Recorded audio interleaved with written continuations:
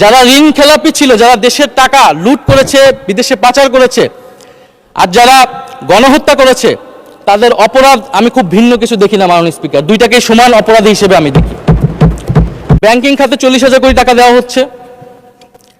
Bank resolution আইন এই সরকার এসে বদল করেছে, সংস্কার করে যারা ঋণ খেলাপি ছিল, যারা দেশের টাকা পাচারকারী ছিল, তাদেরকে আবার সুযোগ দিচ্ছে। মাননীয় স্পিকার, আপনি অ্যাসালম, Sikdar, Gemcon, Beximco, NASA, summit, Orion এই ধরনের গ্রুপগুলা যারা এই দেশের অর্থ পাচার করেছে, সেই সকল ঋণ খেলাপিদের বিরুদ্ধে আপনি কি আইনগত ব্যবস্থা নিচ্ছেন? এবং বিদ্যমান আইন দিয়ে আপনি আসলে তাদের বিরুদ্ধে খুব বেশি ব্যবস্থা নিতে পারবেন না, কারণ এসালমের দুর্নীতি, এটার সাথে রাষ্ট্র জড়িত ছিল সেই সময়।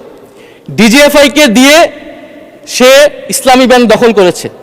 এখন যদি মাননীয় স্বরাষ্ট্রমন্ত্রী বলেন শেয়ার হোল্ডার, আপনি তো আইনের ফাঁকফোকর দিয়ে তাকে শেয়ার দিয়ে দিতে পারবেন, কিন্তু সত্যটা হচ্ছে মাননীয় স্পিকার, তারা সেই সময় রাষ্ট্রযন্ত্র ব্যবহার করেছিল। ফলে আমাদেরকে এই ধরনের অর্থ পাচারকারীদের বিরুদ্ধে ব্যবস্থা নিতে হলে নতুন আইন লাগবে, এবং তাদের সম্পদ অথবা তারা যে সকল সম্পদ দেখিয়ে ঋণ নিয়েছিল সেগুলোকে জাতীয়করণ করা প্রয়োজন মাননীয় স্পিকার।